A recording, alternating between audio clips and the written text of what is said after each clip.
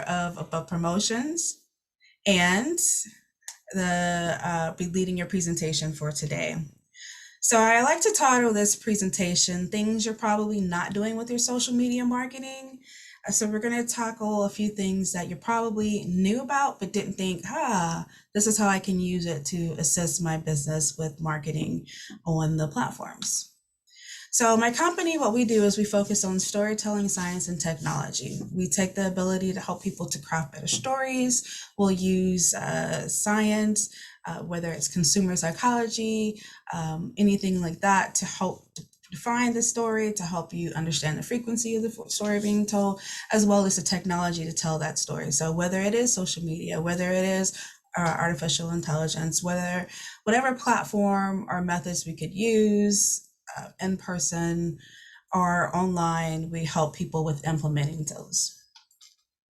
So that's what that slide says. We work with many organizations in the area, which you've probably heard of. And so we're always here if you ever need additional consulting. So with that said, let's get started. So I always give this warning before doing the presentation. This presentation is not going to be effective for you unless you know who your target market is and your brand story. You're not going to be able to move forward successfully in any of these platforms until you have this under your belt. And so that's why I like to make sure that we start off with this before getting and focusing strictly on the platforms. So let's get to it. Who's your customer? I talk to small businesses often because I do a lot of work with the startup community in the Tampa Bay area and the state and outside of the state. And so people will tell me anybody who can purchase from me is my customer, but that's not true. There are people who you want to attract, who you've created your services and your products for. And then there's people who you don't want to attract, like people you don't want to waste your time with. So people who probably can't afford your service, people who can't appreciate your service and products. You don't want to spend time actually telling your story online to those people. So it's going to be very important for you to understand who your customer is so that you can create your brand story. So let's talk about the customer profile, the customer avatar, you'll hear people say. So to define the customer profile for a B2C business, which is a business to consumer, whether you're selling your food, your baked goods directly, your mobile detailing for your cars directly to consumers, you are the B2C person. So with that said, the business consumer profile, as you're looking at who do I want to attract for my business, you want to consider these things. The name of the consumer profile. Like, give that person a name who you're thinking about as your customer. Give them an age, right? Because if you are selling rollerblades, and more than likely, you're not going to say, I'm trying to sell rollerblades to someone who's 100 years old. So let's kind of focus on what age group is your customer. The specific interests that they have. Now, that could be anything from, do they like to paint in their spare time? Do they like to read in their spare time? They love to travel. Think about the things that interest them. The job that they have. What is the time that they spend commuting to and from that job? That could be a significant amount or play a significant role in the type of customer that you have, because if you're trying to sell something that out of convenience, someone who spends an hour and a half in traffic every day, they want something out of convenience because they've already lost an hour and a half of their day. So think about that as well. Are they married, single, whatever? Think about, do they have a spouse? Do they have kids? What are the demographics and characteristics that make them who they are? Like, what are the things that drive them who they are? Are they someone who is already motivated? Are they someone who needs to be motivated? You need to think about that as the character in the customer that you're looking for as well. And most importantly, I can't stress this enough because it surprises me how many people don't consider this as they're forming their business, their product and their service. But what is your customer doing now without your product or your service? Are they going to somebody else? Are they not even thinking about this particular option that you can offer them? So you need to know, what are they doing now without you in their life? This is going to help you to craft that story better that you're telling on social media. So just like you have your B2C profile, you have your B2B profile. Now, we want to do the same type of definitions, and these are going to be important, and I'm going to talk about it a little bit more on the next slide. But you want to define, like, again, the name, the age, the specific job title, and responsibility. That's going to be very important. You don't want to try to sell software to someone on the custodial staff, right? So you want to make sure you know specifically who the job title and the responsibilities are. What are their years in the role? What's the company's revenue? The company's location? That's important, because if you are only delivering widgets to the Tampa Bay area, it's not going to help you to talk to someone who lives in Colorado. The company's age. Startups have some money. Companies that have been in business for 50 years have probably more money. So you want to think about how long the company's been. The vendor process, that's important. Do they take meetings? Do they have to put you through an RFP, RFQ, RFI, all of those R's, requests for proposals, estimates, all of that? Do they do that for every single thing that they sell and offer, or sell for everything that they purchase? I'm sorry. So you want to make sure that you understand what is their vendor process like, and what are they doing now without you? What are they doing now without you? That is so important. So let me give you some examples of what a customer profile would look like.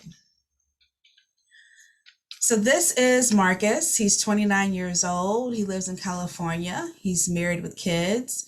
He's a computer engineer executive. He likes to read books in his spare time and invest in stocks. He owns a 5-bedroom home in the hills, and he commutes an hour and a half daily in his electric car, and he listens to audiobooks. He volunteers every month with kids, teaching them how to code. He shops online for everything from clothes to food, and he buys quality over cheap products. So, not to negate anyone who sells $5 jewelry, but is he probably going to be the person that is for you if you sell $5 jewelry? No, because he's really want something that has quality. If you own a auto body shop and you don't deal in electric cars, do you want to talk to Marcus? No, Marcus is not your customer.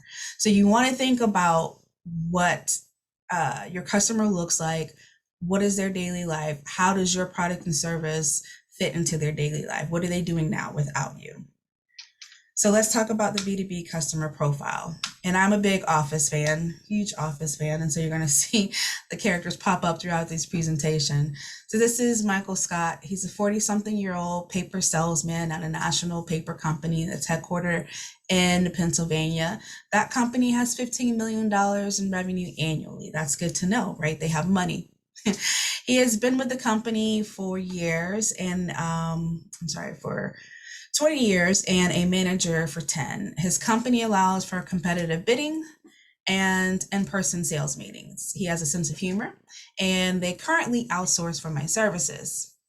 So again, remember I said, what are they doing now without you? So if you know that this company outsources for your type of services, then they are a potential customer. If they don't outsource, let's say that you are a custodial company and they prefer to have janitorial services internally, they're not outsourcing for that. They're not your customer. Don't spend your time trying to convince someone to be your customer, and that's not a part of what they're doing. So we have our people we want, and we have the people who we don't want. And so let's talk about that. Let's talk about who is not your customer. Because again, if you're thinking anybody who pays me is my customer, that is not true. You want to make sure that you don't waste time on the people who are not going to pay you for your products and services. So this is Mark. He's 29 years old. He also lives in California. He's single with kids, but his kids live with their mom, and Mark lives with his mom. He's a computer tech support employee, and he likes to binge watch TVs and movies in his spare time and has no interest in investing. He takes 2 buses and walks 1.5 hours daily to get to work, and he likes to listen to Scott. Volunteering interferes with his ability to binge watch and whatever else he does at his mom's house, and he only buys what he needs from the Dollar Tree. that is on his way home from work. So if I am a high-end retail store, Mark is not my customer. If I am selling programs on how um, to sell real estate, whatever that is, he's not going to be your person. He's not interested in anything but that. So you want to think about, as you're crafting your story that you can share online, and as you're building out those, even if you run ads online, you want to know who you don't want to attract. So really think through your customer profile. The same thing for B2C, we have it for B2B. Now this is Stanley. Stanley is 50-something-year-old paper salesman at a national paper company in Pennsylvania. They have a revenue of over $15 million annually. Okay, they have money. This is good to know. He's been with the company for over 30 years. This is great to know. Now, let me tell you why you want to know how long a person's been at the company. Think about to when you first started your job at wherever you worked at, or if you're still working. In the first week, even the first month, even if you had purchasing power, you weren't able to make purchases right away. They don't hand over the keys to the kingdom. They don't allow you to start making purchases without having some sort of committee within making that purchase. So if you're on LinkedIn and you see someone just started a new job somewhere, congratulate them, stick with them for a while, but just know that they are not going to be able to make purchases as soon as they come in straight away. It usually takes 3 to 6 months for a B2B person to even be able to get that purchasing power, to get that internal trust to make that purchasing power. So this is why it's important that just because a company has the revenue, they have the person you're talking to, could be at the company for a long period of time. But like Stanley here, he only sells. He's only interested in talking to people who sell. Even though the company does have open competitive bidding, you don't want to talk to Stanley. You want to change your tone and think about who is. So I want to attract the person who's not just a salesperson who's been at the company for 30 years, but I want to talk to someone who has purchasing power, or in the least, if I'm still looking for someone to make an introduction for me in that company, Stanley's not going to be that person because he grunts, he's not friendly, he ignores people, and he doesn't want to talk to you unless he's selling to them. So you want to think about these things as you're building your customer. I know who I want as my customer. I know who I don't want as my customer.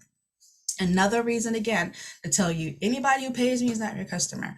Do you want to spend time having to justify every single piece of your product to someone who doesn't appreciate the what you've done for that product? For someone who doesn't appreciate the level of years of experience that you're bringing forth the service.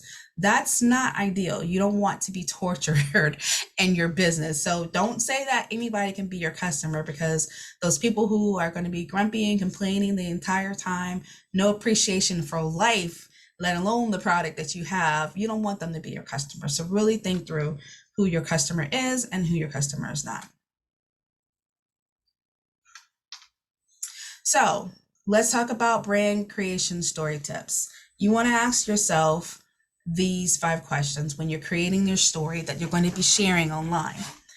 What problem do you solve? Okay, you need to understand, are you a vitamin or are you an aspirin? So are you a nice to have as a vitamin? Some people can live their life not having taken their vitamin supplement. Their life may struggle a little bit, but they can live their life without taking it, right? But an aspirin, I have a headache, I have a pain, I have a need that I need to address right now. Think about, what problem do you solve? Aspirins and vitamins have their role. They're both very important, but you need to understand which one you are and what problem you solve, so that when you're creating those stories that you're sharing on these social media platforms and you're trying to attract people to make business, you are clearly articulating the problem that you solve.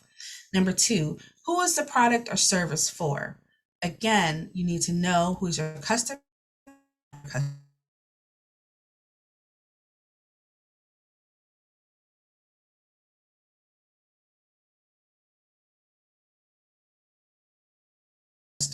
Number 3, in what ways is one? Before I told you, you needed to know other brand or they're not. This is going to come into play, is because if they are working with another brand, you need to differentiate why you're better than any other brand on the market, right? Number 4, who are you as a brand? What are you like?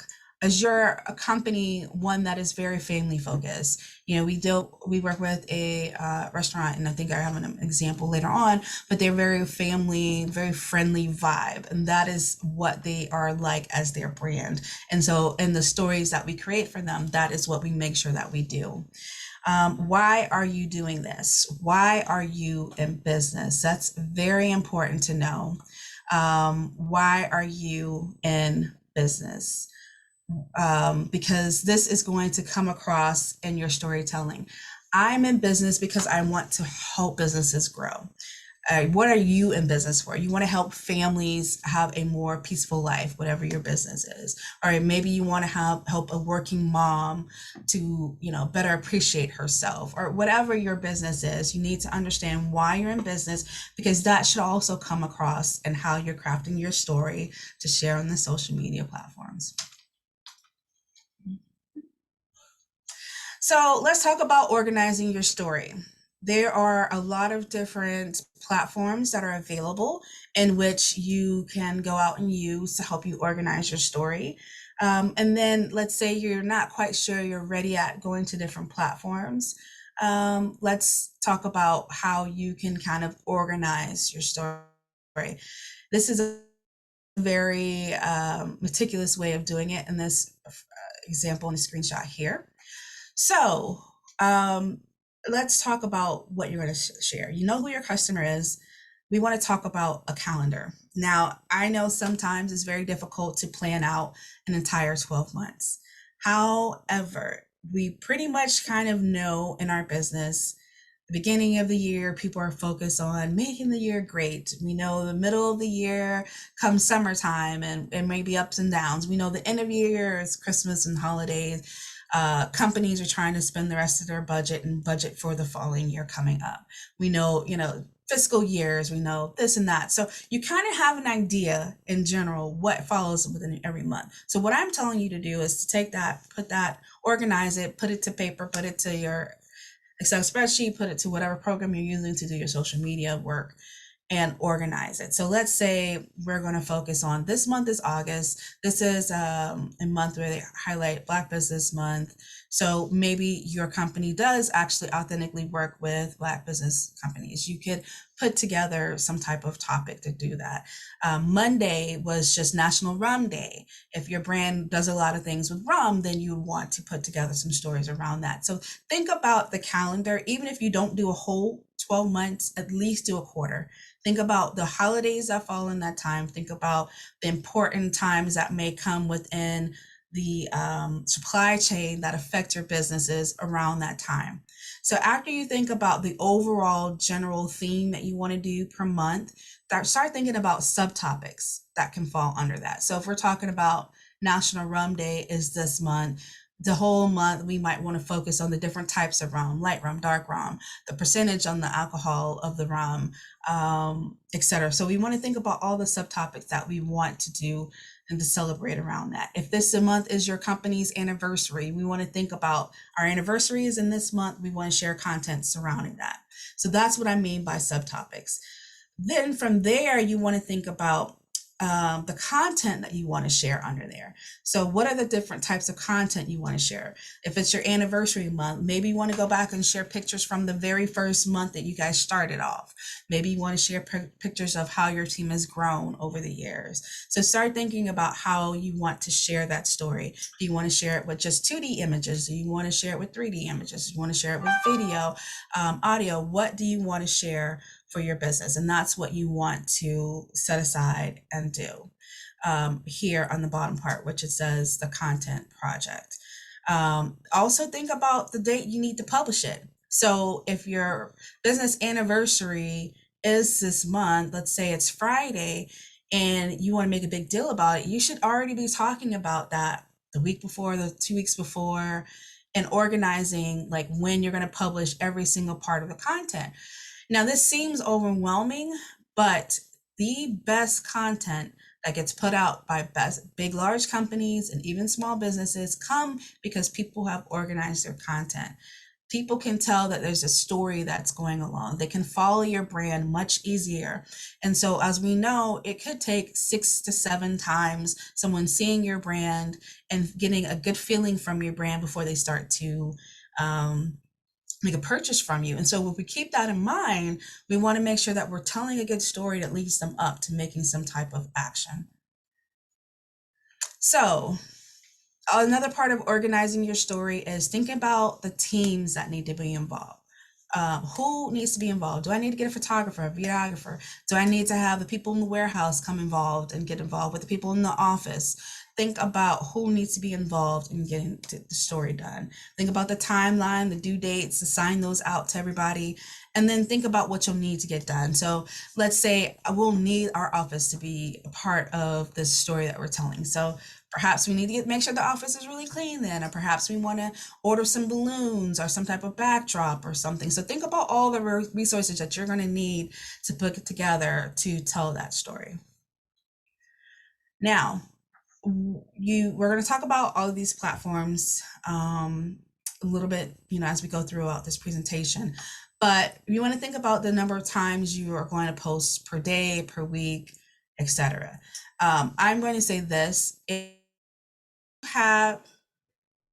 unless you have a restaurant or retail, unless you're doing an event, you don't need to post multiple times a day. Again, unless it's an event, you have some special or sale going on at a restaurant or retail, you don't have to really worry about posting every day. But think about how many times you might want to post on each platform. You might need to post more on one platform than the other. But I will say this, that there is no expert that can tell you, without having looked at any software that has analyzed your accounts, how many days and what days you should post. It's just not possible. How to do that, I mean, we can say on Wednesdays at 2 or 3 o'clock, you'll probably get some people, but that's not necessarily true. I have some brands that at 6 a.m., they get the best traffic on their social media platforms, and others, it's at 8 o'clock at night. It's at 10 o'clock at night. So you don't want to, if someone tells you this is the best days and times to post, and they haven't looked at the analytics on the social media platforms, it's not going to be 100% true. They could be giving you an estimated guess, I should say. So think about that when you're organizing your story, the number of times per day, per week, per month that you need to share on all of these platforms, or only on 1 or 2 platforms. Not every platform is for you and your business. So once you've discovered your target audience, like we talked about, the B2C, B2B profile, then we talked about like organizing that story and thinking about, all right, does my customer, they just get there on the job? Are they new? Have they been there a while? Do they do any type of outsourcing, etc.? Once you start to really think about those things and who that customer is you want to target, you'll be able to tell better stories. You don't want to just pull a little bit of this, pull a little bit of that, because it's not going to be cohesive. Essentially, you want to like give your story like a little breadcrumb, like you're trying to entice an animal to come back into your house that ran out. You want to do that with people too. So you're able to do that more once you organize your stories, once you have said, this is who I want to talk to, and this is what we're going to talk about this month. So this is a hint that I'm going to bring up on the other platforms, but all the social media platforms favor quality and good audience selections for posts as well as ads. So that's why another reason it's important for you to think about who you're trying to target and the story you're trying to tell, because the social media platforms are they have these algorithms that are already made up to be able to determine how your audience is responding. Do they think the content is good, it's relevant? And then they'll determine how often they'll share it, because it behooves them to keep people coming back to your page as well, because they make money off of us because we generate the content for them. So there's different type of platforms and they all have their own social media statistics and these fluctuate, and on here of course is not TikTok, and we're not even going to dive into that because it's not a platform that, unless you're trying to be an influencer, and certain brands can, it's very limited to me in the scope of brands that can really be successful at making money from being on those platforms. But think about the age groups of people, where they're trying to go. Teenagers, if that's your clientele that you're trying to target, they're not really spending as much on time on Facebook as they are on other platforms like the TikToks or Instagram. Think about like that educated user. They're probably going on YouTube looking up information, or going on LinkedIn and looking up information. So there you'll always see like different articles come out with different statistics, and these statistics are old, and I probably need to go out and look them up and see how much they've changed since I first put together this presentation. But every platform has an audience, and just like you have, who you want to try, you want to go to where your audience will be. So with that said, we're going to go through each of these platforms and see, are there any questions? Do the platforms provide analytics like YouTube? Yes, they do. Aren't Facebook users boomers and X? Facebook users are, it's going to depend, because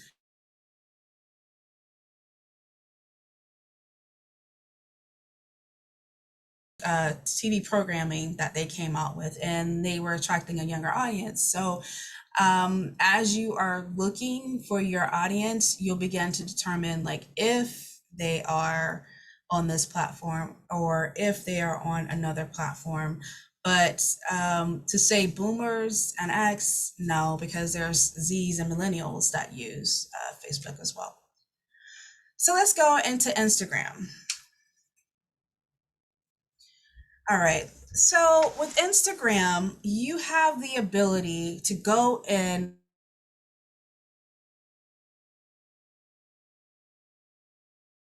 business or a interest in a certain geographical area. So let's take, for instance, this is a business that used to be in business up here in the Pasco area. They were called Extreme Adventures. They were a family owner. So they were the independent owned version of like a Dave and Buster's or a Malibu Grand Prix, right? So with that said, if you were a Malibu Grand Prix, you were a Dave and Buster's, you were a Flying Squirrel or some other company, you would want to see who is tagging to your page, like who is checking in at your location, or who is checking in at those other locations that are similar businesses to yours. This will give you an opportunity to, one, look at the top posts, the recent posts. You can see like who has, like here in these top posts, all of these top posts at the time had over 100 likes and comments on them. So Instagram said, these are top posts. These are people who are probably influential. These are people who had a lot of interest when they went to this particular place that they tagged. So this gives you an opportunity to, one, have a free way of looking for influencers, because there are platforms that will charge you $200, $300 a month to look for influencers. Two, it also gives you a chance to go in and engage with these people who have an interest in a product or service that's similar to yours. So as people are tagging themselves on Instagram, it's a geolocation tag, and it is a good way for you to determine and find your audience so you can go and engage. And so when we're running Instagram campaigns for customers, we don't just craft that story. We don't just create the graphic, the image used, take the pictures, have a photographer go out and take the pictures. That's not just part of it. It's not just the text that we're doing, but we're also going out and engaging with people who have an interest in a product that's similar to our clients. So if this was our client, then we would go to the Dave Buster's, go and like the posts that people have tagged themselves in at, and that's a way for you to engage with some of those people. Again, you can locate influencers this way for free.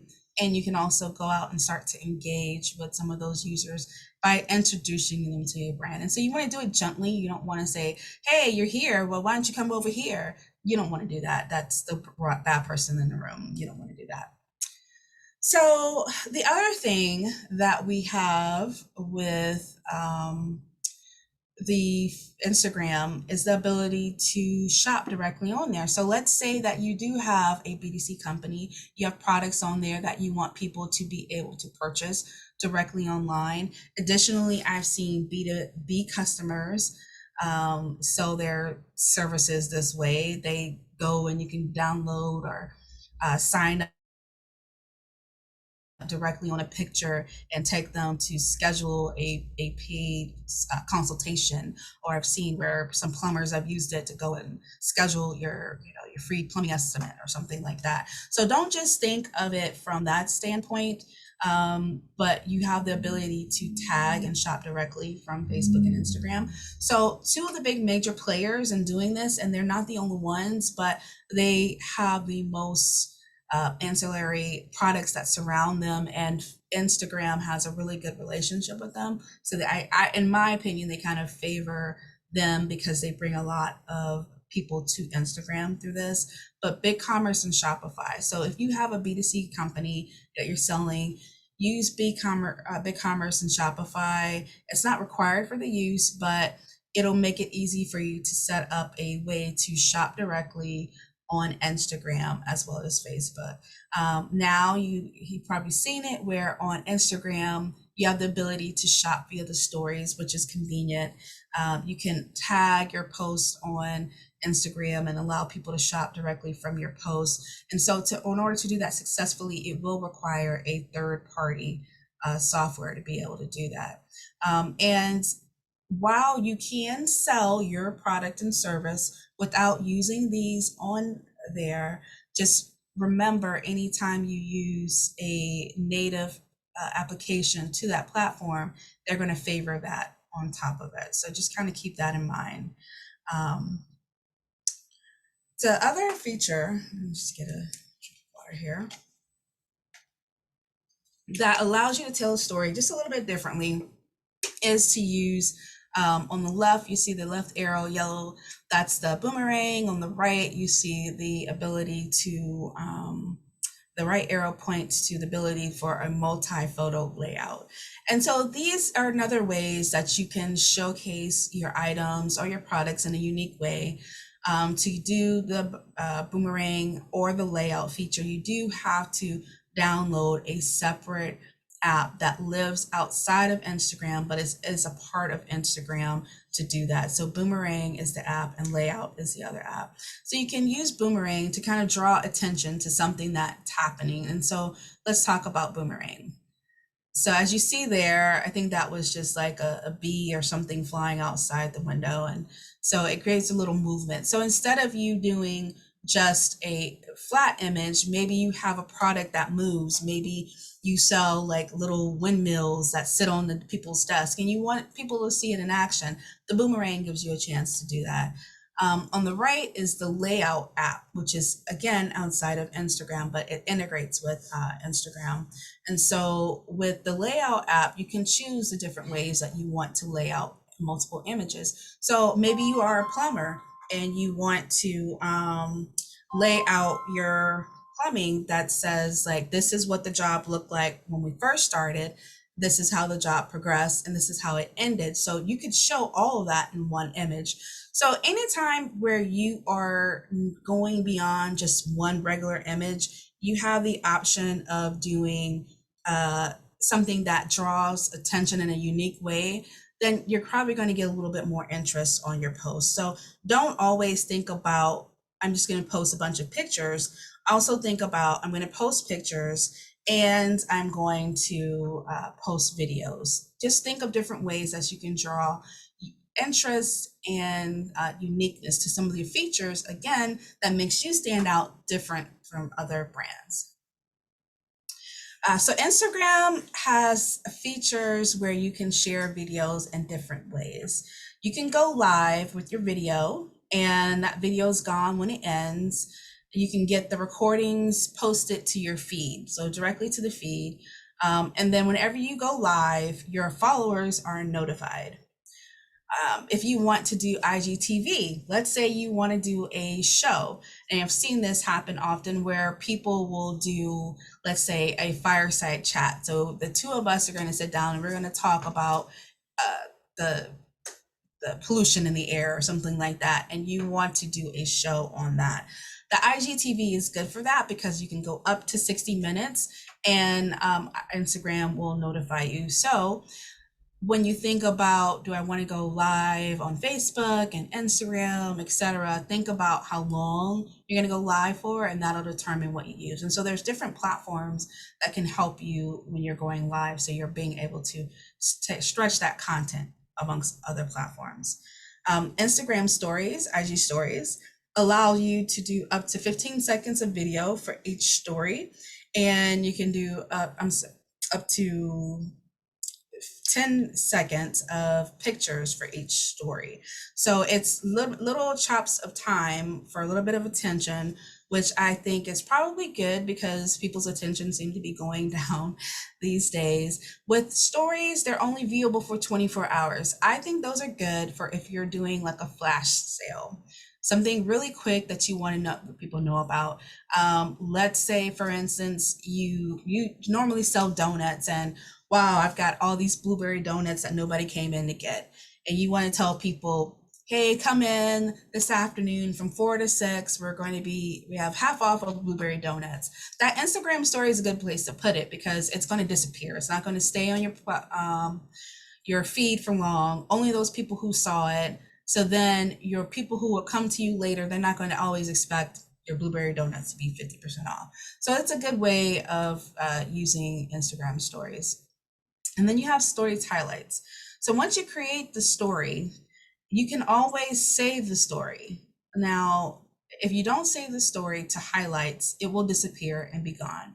But if you save it to highlights, this gives you a chance for people to see a story that you wanted to tell, that you think should be a part of your story, your overall story. So for instance, we will do story highlights. We'll set aside a highlight folder on Instagram where anytime someone has shared user generated content for a product that one of our customers, then we will take that and share it as a story and save it as a highlight, just to show like, hey, these people liked our products. And so we'll have like entire folders of where people just shared on Instagram something that they liked about the product, something that they liked about the service. So story highlights can be used in a lot of different unique ways, and that's one of the ones that we'll use it for. Let's say you did a story highlight off of, a new employee that came. You want to keep like a folder of highlights of all your great team members, and you could do that as well. Always can go back and delete whichever team member leaves or whatever. IG Reels is another one. It's Instagram's way of trying to compete with TikTok, where you can go up to 60-second videos. It used to be 30 seconds, but they updated it to compete with TikTok and what YouTube is now doing, which we'll talk about that a little bit later. What the good thing when you're using videos in any of these manners, except for story highlights, Instagram is going to notify people like, hey, there's something out there you want to look at. So think about the fact that if you only post to your feed, some people may see it, but if you post to like reels, you post the highlights, or you post the IG story, everybody who follows you gets a notification. And you want to think about like that, like the content you're creating, how can I make sure that people see it? So I could create to the feed, I could share it to my story, and then make sure everybody gets to know that some new content is out there. Guides, it's a feature that rolled out this year, and so I like to use this example because I thought this was a very smart way of guides being used. Now this is Kira. She's Tampa Bay foodie. If you like food, she's a really good foodie to follow. What she did was she created lists, like the top places for French. She did a list of her favorite places that she went to in 2020. So it was a list of 30 different restaurants that she had went and visited for the year. So if you think about a guide, it's kind of like your chance of almost creating a blog on Instagram. It's your chance of adding extended, maybe more detailed content. It's your chance of highlighting sales. It's your chance of highlighting other partners that you could be working with. But if you are doing a blog, I would say that you might want to take a look at Instagram guides, because it gives you a chance to take that content that you've already taken the time to create and to share it someplace else for more people to be able to see it. So with that said, let me see what questions we may have on Instagram from one reel. Yep. Reels really do work. So you can you can gain quite a bit. So let's move to Facebook. Now with Facebook, and so before I said to you at the end of that beginning part where we were talking about the brand story, creating your customer, I said that the platforms favor the features that they have created. So Facebook, they have spent thousands of dollars, hundreds of thousands, whatever amount of money they have spent to create certain features that you use. So the Facebook page for your business, they spent a lot of time. They've been at this for over 10 years. Their businesses, they have seen the success. They have all the data to back it up. So they know that if you are a business, a restaurant, if you are a nonprofit, they know what features you need on your page to be successful. So make sure that you set your template up properly. If you do sell items online, you're going to want access to the e-commerce features. You can't get that if your page is not set up properly. If you are a nonprofit and you want to take in donations, you can't get access to the donations features if your page is not set up for a nonprofit, for donations. You're not going to get that. The additional thing that you need to make sure, the additional reason why you need to make sure that you're using the right template is because of the ability to search. A lot of people do not understand that the feature that Facebook has for searching is as powerful as Google. You can do show me something near me. You can do a lot of different searches this way. So if you are set up as a service business and you put in like that right template, then that helps Facebook to say, when someone's looking for something that's similar to this, we can identify this business page. So make sure that your business page is set up properly, and you'll get access to the features that are created for your template. The other thing is use strategic words. So I just said that the Facebook search feature is very robust, as robust as the Google and search. And so with your template, you fill in your template, that's great, but complete it all the way. I am still at odds so many people that say, I'm not getting any type of action or anything on my Facebook page, but they haven't, all they did was fill out their name, their address, their phone number, and website. They didn't use any keywords. They created a URL that is not, I would say, not pertaining to their business. So these are things that you want to think about. You want to think about, what are the keywords that I'm using? So as you create your website for your business and you're thinking about your SEO and you're creating those keywords that are on your website, you want to use keywords on your Facebook descriptions and the template.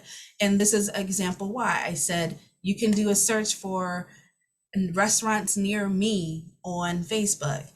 If I did that and I put it in, or in this example, I put in Caribbean restaurants in Pinellas or something like that, in St. Pete, and it came back with this many restaurants, right? It's not, you're not going to get that. You're not going to be included in this if you don't have the right keywords, if you're not using the right template, and if your URL is my business name is ABC liquor stores or something, and my URL is alphabet bottles. You know, you have to make sure everything lines up. You have to help these platforms help you be more successful. So make sure that you're using keywords, etc., as you're going through.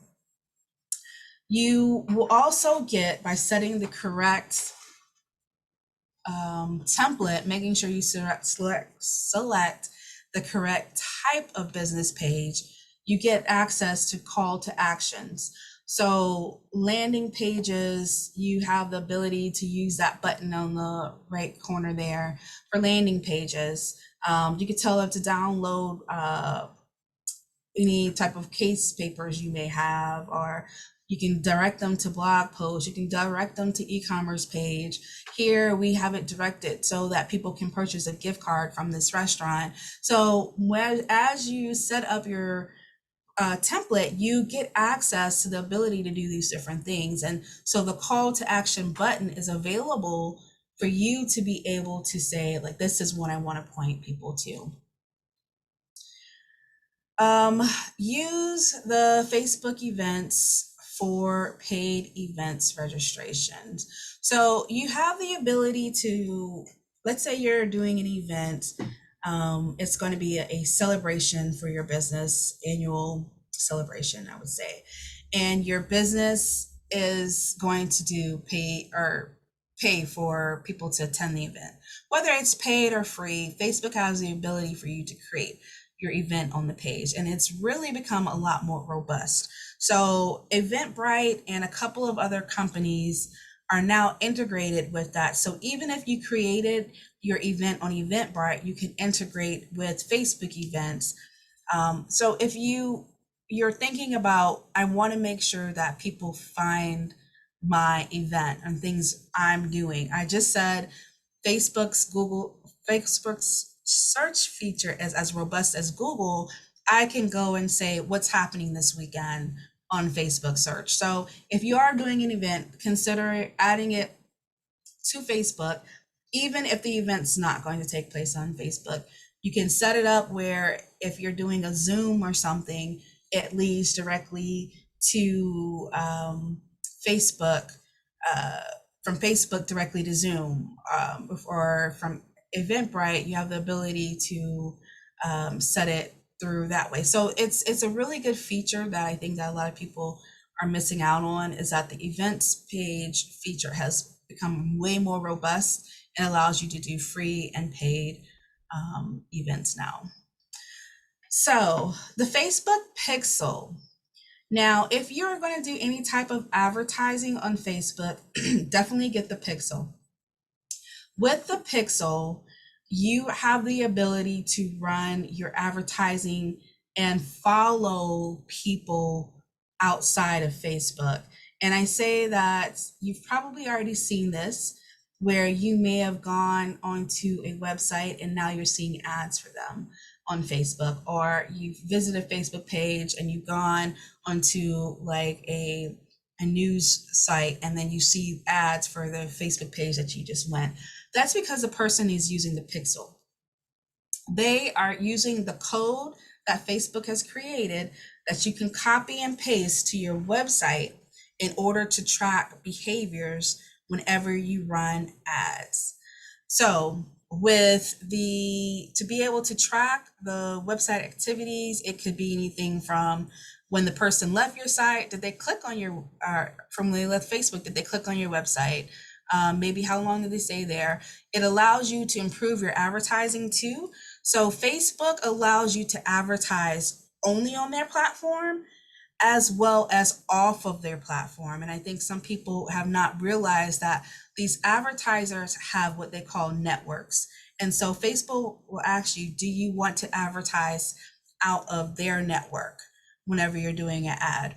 And so you might want to say, yes, I want to, just because they came to my page, I need to remind them a few more times that I'm here and I want to follow them around for a little bit. on the internet as they're doing their searches, etc. So this allows you to be able to track what happens to a person whenever they visit your website and leave and go, whether they come from Facebook to your website. So that pixel, that you'll get that code from off of your Facebook Business Manager and within the Business Manager suite. And when you get ready to advertise, you can take that code and put that, you can give that code directly to your webmaster, and or you could put it in yourself, because if you're doing like a WordPress or Squarespace, they have plugins that allow you to take that code from Facebook and put it onto your website to continue that tracking. Now, what kind of advertising strategy would you want to do? You might want to encourage people to purchase whenever you're doing advertising. You might want to get them to go watch something, download some information, sign up to get a consultation session with you. There's a lot of different things that you can do with your page strategy, and using the pixel will help you to track it, because one of the things you don't want to do, and I know that sometimes we may want to just take $5 or something and boost a post, but that's not always as effective as catering the message specifically for your audience to see.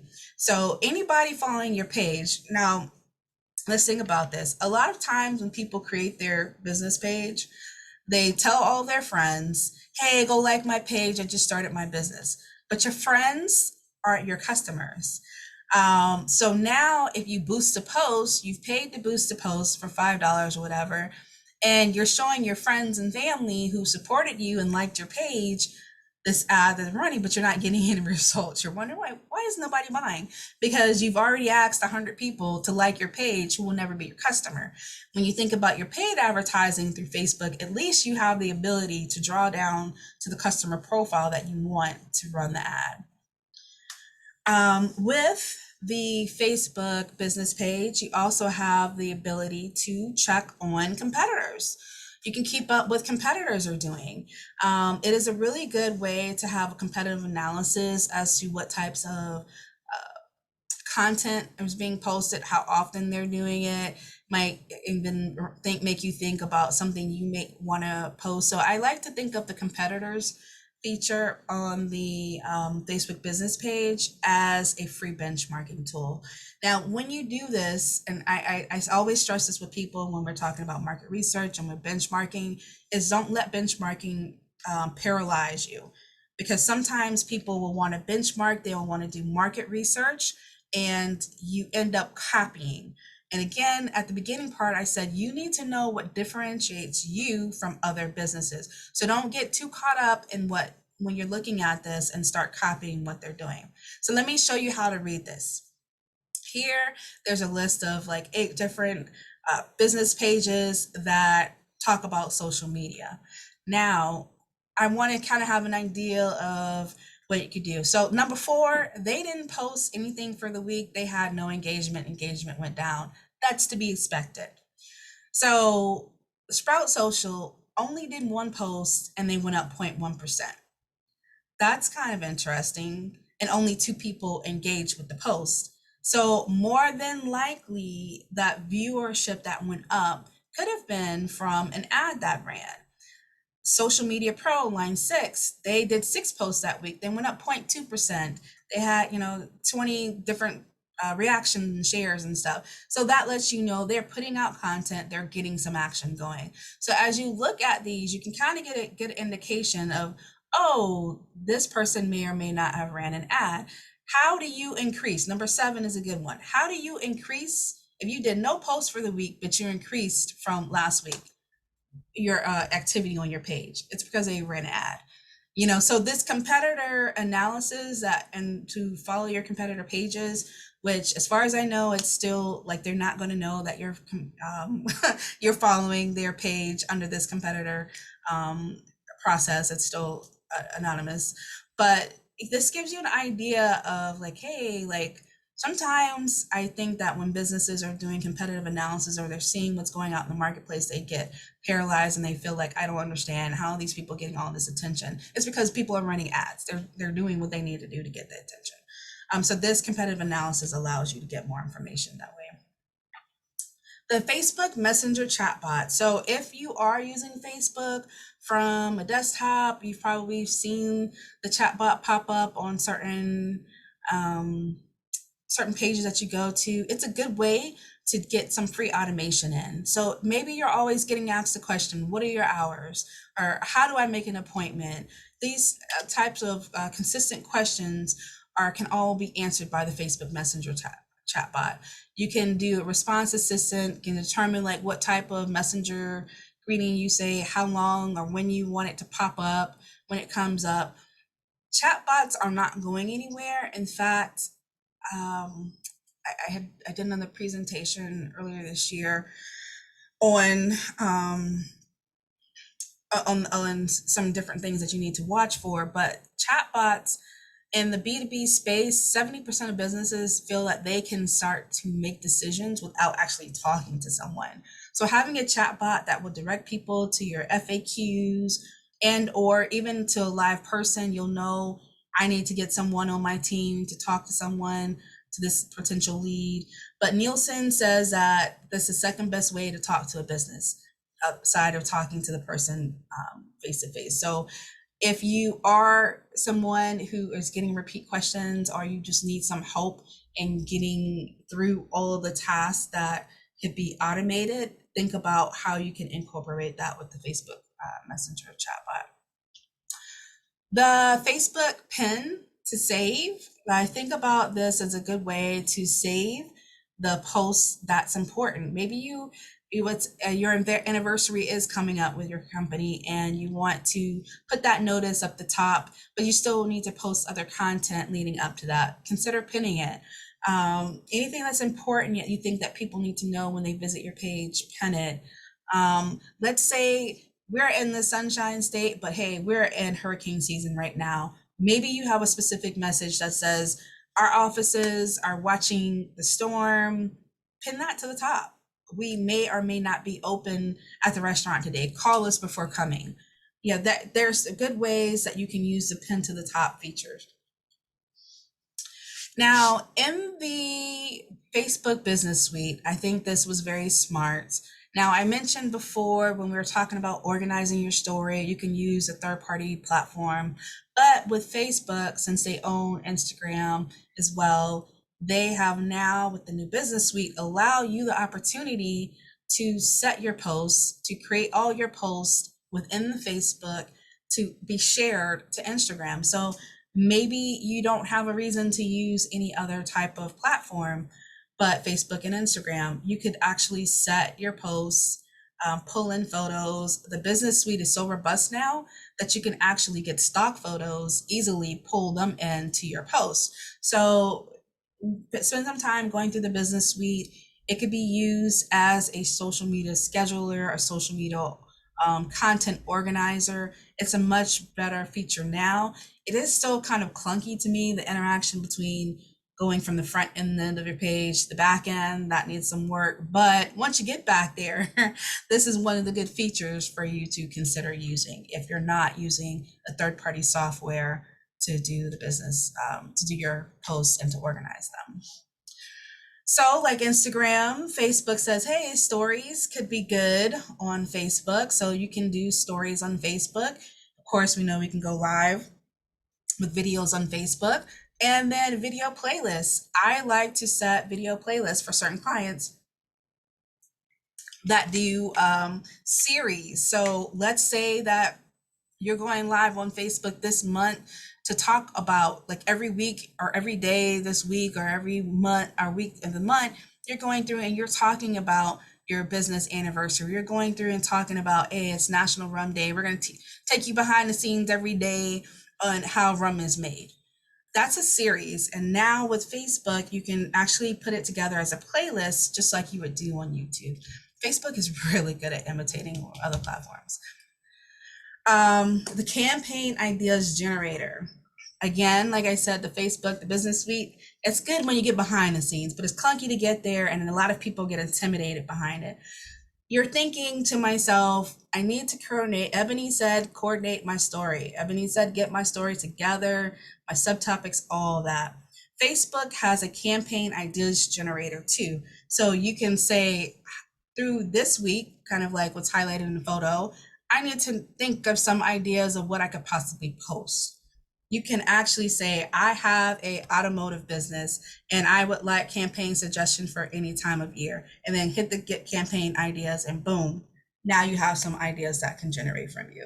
Um, we, we actually generate our ideas outside of for our customers, but I've actually had a chance to test it.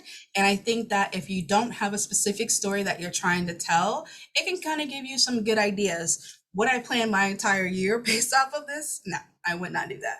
But if you're stuck, and we all get stuck, go to the campaign ideas generator, see what it comes back with, and like, oh, okay, well, this doesn't exactly fit my brand, but it gave me the idea, so I can make some tweaks and suggestions, take those suggestions and make it my own, make it my brand story exactly the way it would be beneficial for us. So these are some of the different types of industries that are listed under the campaign ideas generator. And it gives you insights, and I think that is probably one of the best parts of the generator, is that it'll give you insights as to like, hey, this many shoppers say this many shoppers say that. So if I know who my customer avatar is, if I know who I'm trying to target, and I see that I've selected this region, this industry, etc., I can see like the type of insights that the Facebook platform has. So somebody asked earlier, is it Gen X, boomers, etc.? Well, you can kind of get an idea by using the campaign's idea generator, the insights that Facebook is telling you, like who is flocking to on our platform these types of industries in this particular area. So the campaign ideas generator is something that I'm really surprised that more people aren't talking about, but it does give you some really good insights for working with Facebook. So with that said, let's see. Randall, if you want, you can come off mute and ask your question. Thank you for this presentation. It's been very informative. My question I have for you is, I see that this session is being recorded. Would we have access to this presentation afterwards? I know that they're outside the slides. Yeah. So the slides I won't be providing. They're actually part of another presentation that is larger that people pay for. So I won't be providing the slides, but I believe the recordings might be available. Okay. Who will we speak to? You say you believe they may. So I would talk to from somebody that's on the SBDC or the chamber. Hi there. Okay, I'm from the SouthShore Chamber, Randall, and I'm recording it. Yes. I'll have it available on the SouthShore Chamber YouTube, and I will send it to the SBDC. All right, thank you. That's all I want. Thank you. Sure thing. So with that said, let's move into LinkedIn. So I touched very briefly about it a little bit earlier, but if you're creating content for your blog posts, you're taking that time to generate information that you believe needs to be shared. Share it elsewhere. Think about how you can share it. So I said you could take your blog post, you could put it in a guide on Instagram. You could also take your blog post and put it in an article on LinkedIn. That's another way to notify people who are in your circle that you have some good content that could perhaps pertain to them. One of the things I like about writing the article is that after the article has been viewed, LinkedIn will give you analytics on it. It'll tell you who has liked it, what companies, like their title, where they're located at. And so it'll give you this information for free. And actually, let me make sure I say this. Everything I'm going to talk about with LinkedIn is the free stuff. So I'm not going to talk about the paid version of LinkedIn. We're just going to talk about the free stuff. So with articles, take your blog posts, Maybe you want to take the first couple paragraphs from that blog post, put it on your LinkedIn article, and then say, for more information or for the rest of the content, visit this link and direct them back to your blog post. I'm a big believer of getting as much people onto your own platform as possible. So, or you might just say, hey, this is old content that I had. I'm going to put it out on the articles. I'll put a link there and tell them for more up-to-date or more information, go back to the website. So I'm always thinking, how do I get people back to the website? Not just to hang out there, but I want to divert people's attention with some really great content that I've created and drafted just for them back to my website. And so when you create your articles on your own website, you kind of like, people like this, I know, I don't know. You may have it set up for people to like and comment. Your business might not need for that. But if you take that blog post, put it over to LinkedIn, now you're gonna get an idea of what type of person is liking the content that I'm creating over on my website. So think of copying that blog post, putting on LinkedIn as also giving you a temperature check on the content you're creating and you're putting on your website, as well as, of course, reaching people who wouldn't go to your website to reach your blog. Then layer that with, now I got analytics on who is reading my content. This will give you a good indication of if you're reaching your customer profile. Exporting contacts and your LinkedIn connections. Okay, I'm going to say this, and I'm going to start off with, it is illegal for you to take someone's email address, drop them into a MailChimp or Constant Contact and start sending them emails. If someone did not opt in, you're not supposed to do that. So yes, it's easy for them to unsubscribe, but if they really want to make an example of you, if they really want to punish you, they can report your company for doing it. And depending on what you're sending them, that may even up the ante on what happens when it gets reported. So you don't want to just export and take all the email addresses from out here and start spamming people. Just because someone agreed to be a connection with you on LinkedIn does not mean they signed up for your newsletter, okay? Now, with that said, because so many people were doing that, a lot of people have decided on their LinkedIn profile, I'm going to block anyone from having access to that email, to be able to download the email or access that email. I just want to communicate with you there. So even if you go and you download your export now today, you may only get the email addresses of like 20 people out of everybody you're connected to. So Ebony, why am I telling you can export your contacts out of here?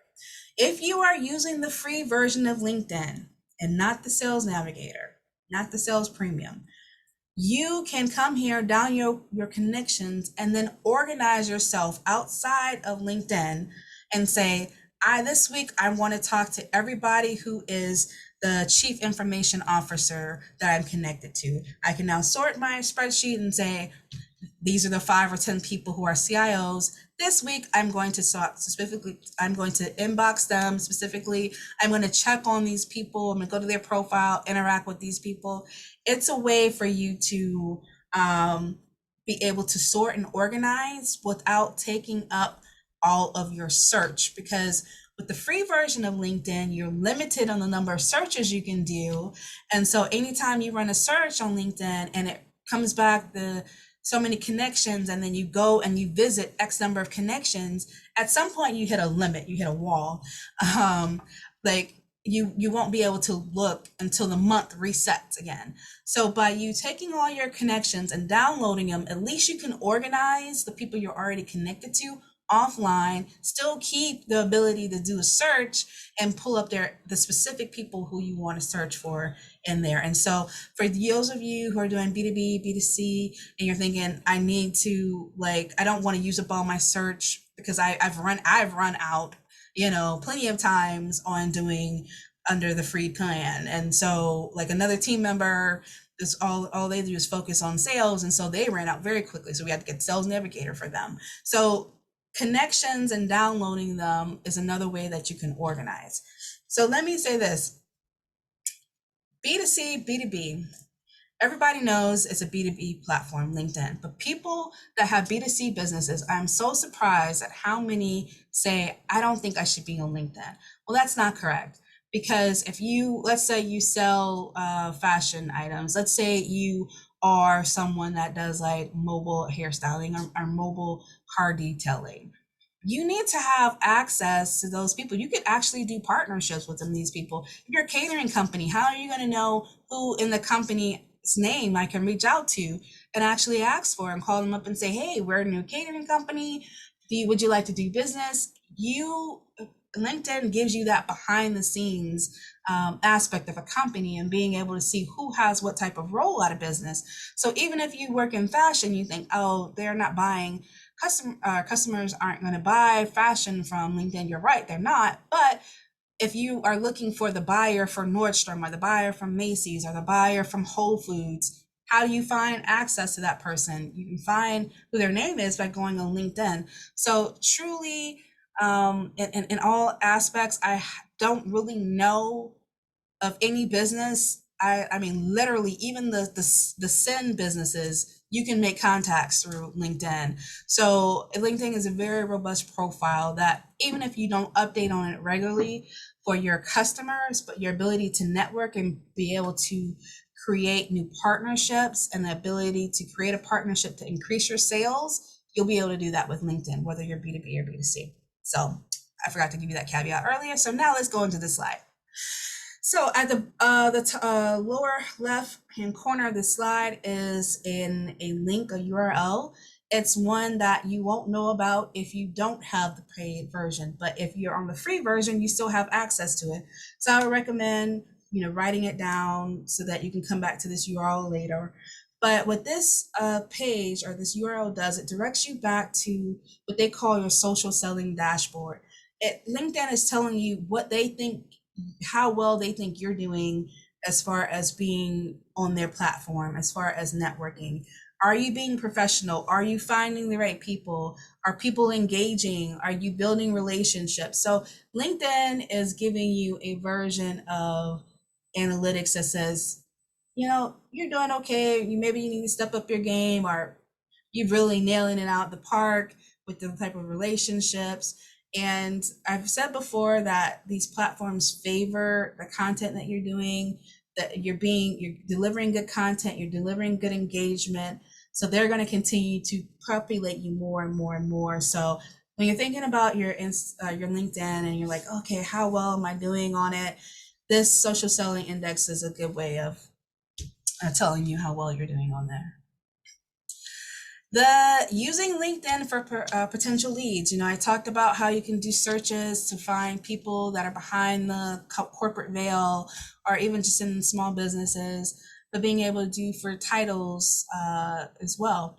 So one of the things that if you're on the free account, you only are limited to the number of people who have looked at your profile, but you can still get an idea of like the first 4 or 5, just depending on what the user has indicated if they want their profile to show up, if they're looking at someone's page, which is only available if you pay. But somebody says, people are looking at your page. So I clicked on that notification that came to me from LinkedIn. And I see like this person, these 2 people I know, I haven't talked to them in a while. Maybe I want to say hey to them. They're wondering what I was doing. So maybe we should have a conversation. Let's talk about what we're all doing. They'll tell you like, hey, this other person here, she's a second, tier connection, possible connection. We're not connected. She has this role. Maybe this is somebody in a role that I actually want. They're part of my customer profile avatar. I'm going to go and try to build a relationship with this person. So you can use LinkedIn for people who viewed your profile as another way of looking at it for leads or to continue to have the conversation to help you generate leads on the platform. Searches. The search feature, I'm not going to say it's as robust as Google and robust as Facebook, but it's pretty good. If I want to know people with a certain title and the certain location, I can literally type in CMO in Tampa, without even doing any more filters, and it'll give me everybody with that title of CMO in Tampa. Now, once I run that search, I have the ability to save the search. The nice thing about the save the search feature is I've saved the search. Anytime somebody new comes up with this title, I get notified. So that's another thing that you can do when you do a search is now you can set up the ability to be notified when someone gets that title. Now, again, like I said, when someone starts new at a company, they don't have the purchasing power. But guess what? I have a chance to start to build a relationship. By the time they have the purchasing power, we can start talking a little bit more into detail. So these are the types of insights that you're not going to get. Like, you can go to the SBDC and to the public library, and they can direct you to the Reference USA. They can direct you to Demographics Now. But to get the actual faces, to get the actual people in those businesses, those customers, you need to come to these platforms. And this is another way you can do that. When you are posting your content, let's say you had a really great blog post, you are in a group on LinkedIn that could benefit from that blog post, post that content in the group. And so you're thinking, oh, why would I do that? One, you're trying to start your content, of course. You're trying to find new faces, build up your expertise as a leader, a thought leader in this space, in the industry. But if the content really is good and the admin of that group thinks your content really is good, they will recommend that post. So now everybody who's a member of that group, whether it's thousands, whether it's 100, they're going to get a notification that the admin thought that your content was good and people should go and look at it. So that's another way to continue to have your content being notified, our content being shared for you. And LinkedIn has video stories now. I don't know why Microsoft thought that they needed to do that, but you have the ability to look at video stories on LinkedIn. So perhaps a video story that you did on Instagram, guess what? You can now share it on LinkedIn. So I'm starting to notice this pattern where, you know, between Google and Facebook and Microsoft, they're saying, if you're already creating this content, let's just make it easier for you to be able to share it everywhere. So I think this is the reason why LinkedIn did it, because of the stories that Instagram and stuff was doing. So you go live, do a video story, all of your people get notifications. The newsletter. So you have your own business newsletter, you're running it off of MailChimp, Constant Contact, one of those mail service providers. But now LinkedIn says, guess what? You can create a newsletter from all the people you're connected with that you think would be a good fit. You can invite them to subscribe to the newsletter and now share content. So you could literally take the content you're doing on your company newsletter, because you've already taken the time to create it, and copy it over to your LinkedIn newsletter. So it's a good way of really stretching that content you've taken time to do. So when you're building, I will say this, when you're building your LinkedIn newsletter, really, again, think about your customer profile avatar. Don't just invite people because they're your connections, but think about what I want this newsletter to say and who I want to talk to in this newsletter, and then start to build your audience off of your connections around who you invite to the newsletter. So that's LinkedIn. Are there any questions? So I don't know if Randall, your hand is still up from last time, or if you have something else you're asking.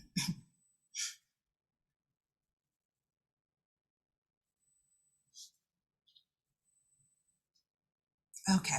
All right. So Twitter. So with Twitter, advanced search. So search. That's kind of like the theme. So let's think about from the standpoint of the user, your search, again, your keywords that you're using on your Twitter profile. It's important for people to be able to find you. But as you, as a business trying to market your business, you want to find them. You want to find tweets that have those keywords in them that you believe are related to what's important to your customer profile avatar, what's important to your business.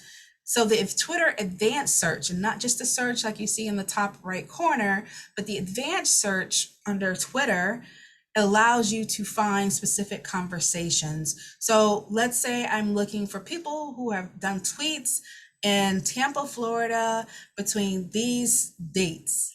You have the ability to come back with a list of tweets that fall within that category.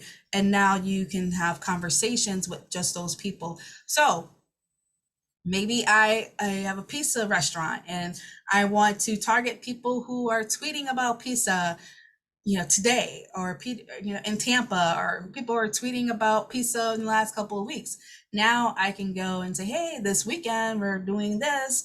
I have a way of interacting with specific people and not just the general public and just doing my tweets. So when you're thinking about your Twitter campaigns, you're tweeting out, but also thinking about you're going and fishing for your leads. Like you would fish for your leads on LinkedIn, you can fish for your leads on Twitter. And I think that is, to me, what makes those platforms even more powerful than a Facebook is that you can't really fish the same way on Facebook like you can fish for people on LinkedIn and on Twitter. So with that said, you can use advanced features to help you find conversations or leads. So I have this on here because maybe you might start a conversation off that day and no one responds. You can hit reply onto that tweet that you created and then keep that conversation going yourself. That's called threading.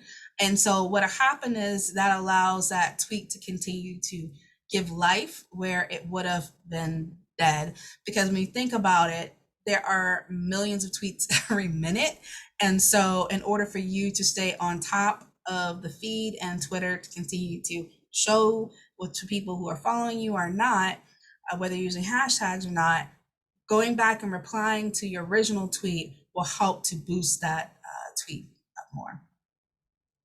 And then like on Facebook, you can pin Facebook posts, you can pin tweets to read. So something that's important, you might want to share that and pin it on top of your profile. Now, like the Facebook has its pixels that can kind of help you with advertising, which also can help you with better displaying the content on your page from your website onto Facebook.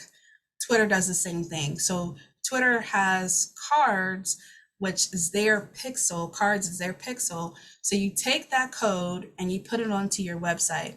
And what that does is it gives you a better visual display. So whenever you take a link from your website and put it on Twitter, Twitter is going to give you a much bigger display as to where if you don't have Twitter cards on the page, you go to post a link, you're going to get that URL at the top. And then like this particular post, he had to upload an image onto his tweet. As to where the Wall Street Journal, they're using Twitter cards. And when they put in the URL, it expanded out and already gave a visual plus a description on the bottom. So when you go to Twitter, you have the ability to, as you're set up as a business on Twitter, you can take that code, give it to your web developer, or you can put it onto your plugin, like Jost or Jetpack as WordPress users. Advanced searchability. So when you put Twitter together with Google, you can get a really good leads list. So you may or may not know that you can create lists on Twitter. So you can decide all these profiles, I want to follow them for whatever reason. So you say, for this example, these are people, I have a list of people who talk about insurance on Twitter. And so if anybody goes to that list, if I keep that list public, they can see people who I follow on insurance. If I make it private, that's fine. That's just for me. But for anybody that has a public list, that public list can be searched on Google using this search equation that's in the Google search bar.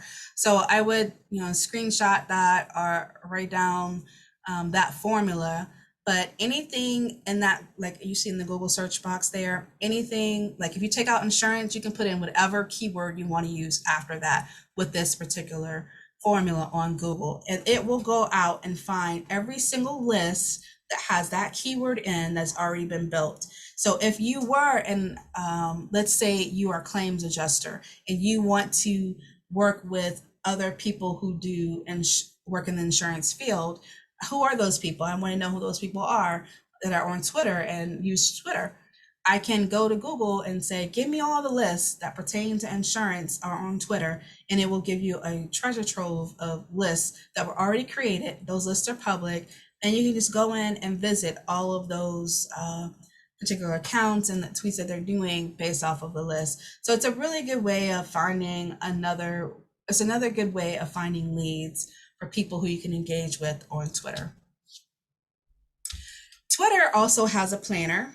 So you'll want to take this URL and it'll help you to plan your content as well. So Facebook, like I said, Facebook kind of takes what other people are doing and they amp it up. So Twitter has always had a planner. A lot of people just didn't know about it.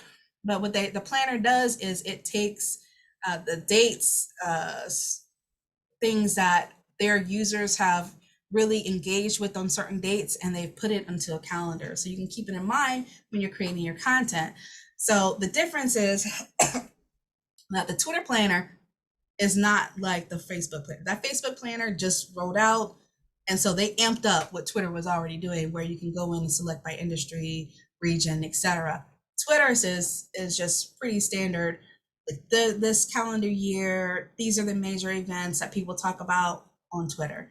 So you can have another way to help you to plan your posts if your audience is there.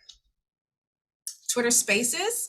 If you've heard of Clubhouse by now, Clubhouse, the audio only app, is now open to anybody that's on Android or Apple. You don't need an invite any longer to get onto it. Twitter Spaces is set to be in a position to really compete with and possibly even surpass what Clubhouse has done. You can listen in on audio discussions, just like you would on Clubhouse on Twitter Spaces. You can start your Twitter Space yourself. You can plan it in advance. Your users who follow your followers will be notified. You can bring people on stage like you do with Clubhouse, etc. So Twitter has really, of course, they've copied it from Clubhouse, but they've really taken that information of all the complaints that Clubhouse has had, and then they've tweaked it and they've not made those same issues with Twitter Spaces. So take a look at it. If you find that you are someone who has a thought leadership role or you're trying to build that, you can use Twitter Spaces to do that. So Twitter shopping, it's really good. Just like you can shop directly from Facebook, shopping directly from Twitter I think is really good. It's something that I think has been missing from there, because when people are doing tweets, they are looking on Twitter and they see something trending, whether it's in a certain city or something national, just the ability to quickly be able to go in and purchase from there is something that's good. So if you are looking to have people to make quick decisions, whether on your B2B product or B2C product in a shopping direction, check out the Twitter shopping. So Twitter, any questions on Twitter before we get to Pinterest? All right, so I'm gonna cruise ahead because we have Pinterest and then YouTube before we close it out in 20 minutes left. Pinterest.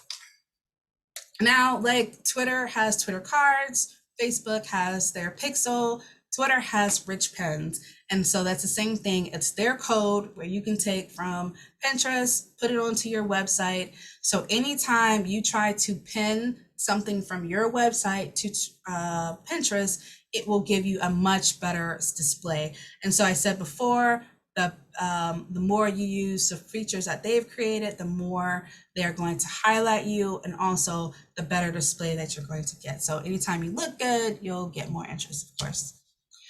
Keywords and hashtags. You fill out your keywords and hashtags for your Twitter profile. You fill it out for your Facebook profile, your LinkedIn profile. Do the same thing for your Pinterest. But also when you're pinning, consider your keywords, consider your hashtags. Anytime that you are able to do that, it's going to help with the SEO, not only for your your website. So if you took something from your website, pinned it to Pinterest, when somebody does a Google search, they'll see it on your website. They'll also see it on Pinterest. So it's a really good strategy that if you're going to use Pinterest, to make sure you use keywords and hashtags. Affiliate links. So you want to work with influencers. We talked about how you could find some on LinkedIn using the places, the geolocations, the tagging. You could probably engage with some of those people if they do have Pinterest pages and create affiliate links. So where if they actually get activity on the post that they pin, you can, pay them for whatever that is. And so I think it's really cool that Pinterest is doing affiliate links, because I can't tell you how many times I've seen something on Pinterest late at night. I go over to Amazon or go over to somebody's website, buy it, and the business never knows really, unless they have some other type of tracking off of what they've pinned. So I think it's a really good way for people to be able to track not only the stuff that they use, and I've told people, hey, take your affiliate links and even affiliate it back to yourself. You don't necessarily have to pay someone, but just some kind of way where you have a code that shows and tracks people. But if you do decide to work with influencer, Pinterest has a good affiliate links program now. Pinterest, I'm going to roll it over to YouTube. And then after YouTube, we can talk about any questions on Pinterest, YouTube, or any of the platforms that we've talked about so far. So YouTube, I actually just added YouTube to this presentation this month. I told myself I would not do YouTube on this presentation because I feel like when you do go on YouTube, it should be polished. A video should be more polished than a quick video that you would do on the other platforms, because it has a longevity. It's going to forever be with your brand because everybody's using Google and search. But I said that once YouTube comes down from the more polished videos to really help the small business, I'm going to put them in this presentation. And that's what they did recently. So now you have YouTube Shorts, where you can do 60-second videos. Those videos don't have to be as polished, just like you would go on Instagram or Facebook. You can use those type of videos on YouTube Shorts. What's good is that they can appear on your YouTube homepage that you have. If someone goes on YouTube and they're searching for a certain thing, your short could appear in there. Anyone that's following you will get notifications if you do a short. Anybody that is, you can also feature them on your page or your channel. It's very short, and it uses, you can use YouTube's audio library. So YouTube's audio library of music that you can use and sounds that you can use that you don't have to worry about paying someone for, I think is a really smart, good addition to the fact that the videos that you can create on YouTube.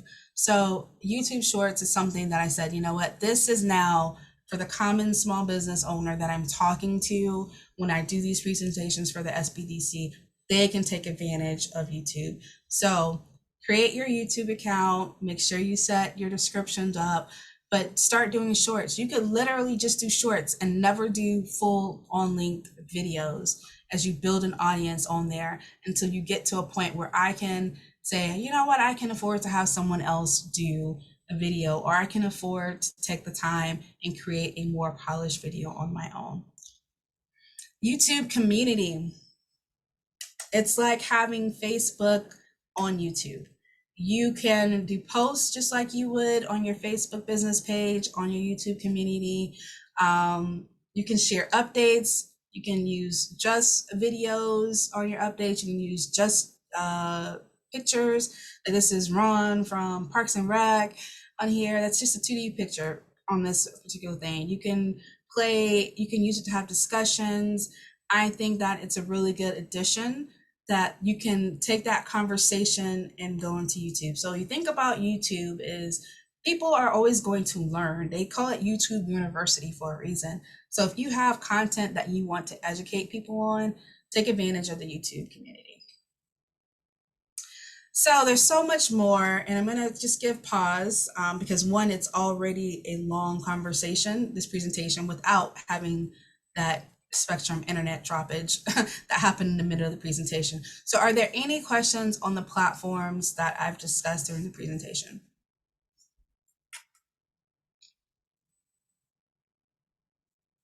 So you could either put your question in the chat or you can come off of mute and ask your question. Hi, I have a question. Okay, go ahead.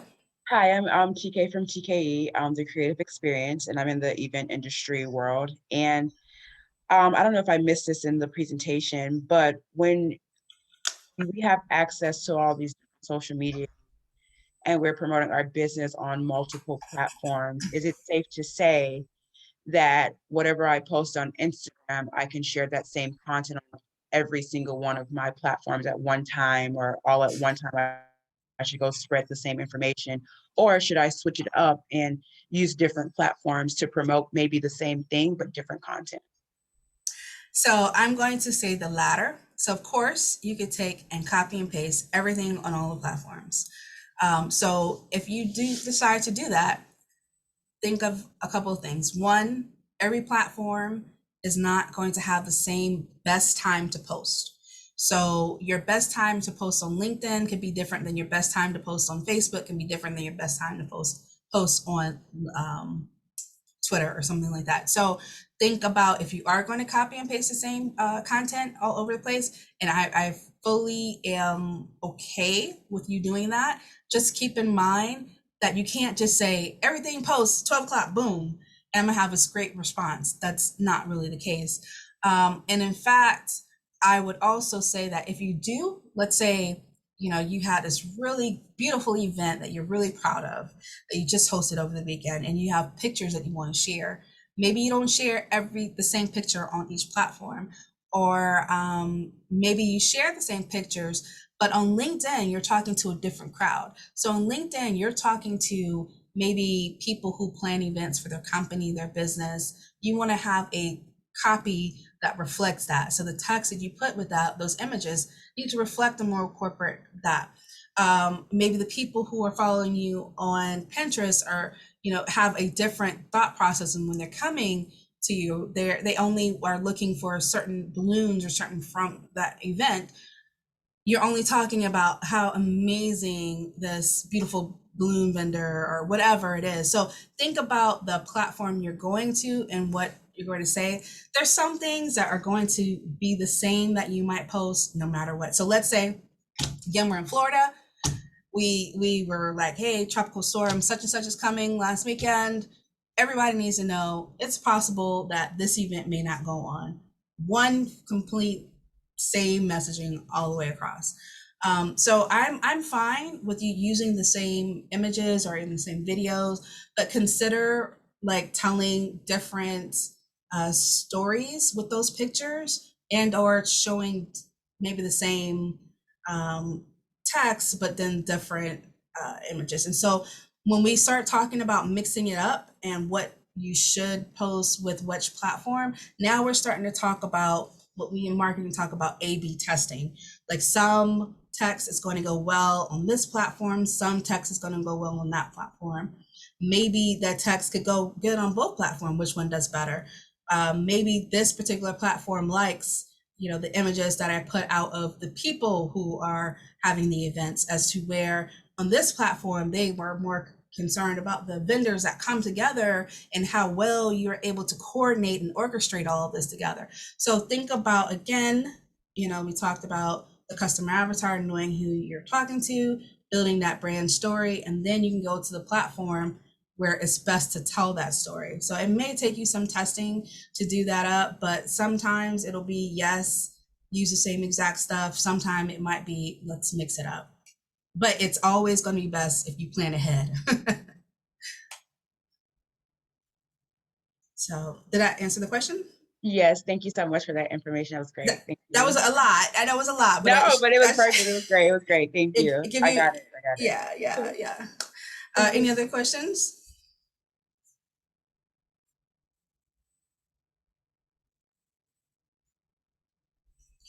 No other questions? All right, so outside of those platforms, there are other third-party entities that, we talked about chatbots on Facebook Messenger. There are chatbots that you can purchase as a software that sits outside of Facebook that you can put on your website. Even more comprehensive paid advertising strategy you could do, anything to help you build your authority in the industry. You could focus on geo-targeting posts, and there are platforms that help you could do that. And whether you're doing recorded or live video, there's so much, Twitter storm, getting with other people and you all tweeting out the same thing, all going out to LinkedIn through pods, and they're all liking certain posts that get posted, whatever. There's a lot of different strategies you could do. We can't talk about all of those in 2 hours, but I hope that everything that we've covered had given you opportunity to think more about the platforms that you have the ability to access. Hopefully you've learned things that you would not have known before. So you can continue to do it yourself. You've gotten some information. I know that the SBDC has a more basic, so if you've never actually used any of these platforms, I know there's a more basic course that they have for that, but hopefully this will give you a chance to think about the strategy behind who you're targeting, what I'm going to say, and the different platforms that to help you reach that strategy. So you can do it yourself, or you can contact us to help you come together and help your business to succeed. So with that said, I know I saw Lisa Hill on here. I'm going to turn it over to her, as well as South Shore Chamber. I appreciate you guys, especially bearing with me. I always come hardline directly into the modem. I don't do Wi-Fi for presentations. So this is the first time I've ever lost an audience in the middle of it, but I have to blame Spectrum because apparently it went out for everybody in the neighborhood. So thank you again. I appreciate your patience through it all, and I'll turn it over. Thank you, Ebony. That was a great presentation. And just for everybody to know, I put the link to the South Shore Chamber's website, YouTube, and I will, as soon as I clean up the recording, I'll post it there for everybody to see and enjoy again. And I want to thank South Shore and Ebony for doing this presentation for us. It's always a really interesting and always updated and very good presentation that Ebony puts together for us. So we really very much appreciate her time and effort in doing these things for us at the SBDC. Also, thank you, South Shore, for hosting this particular event for us. And we appreciate all the audience from coming in. Thank you. Thank you all. My pleasure.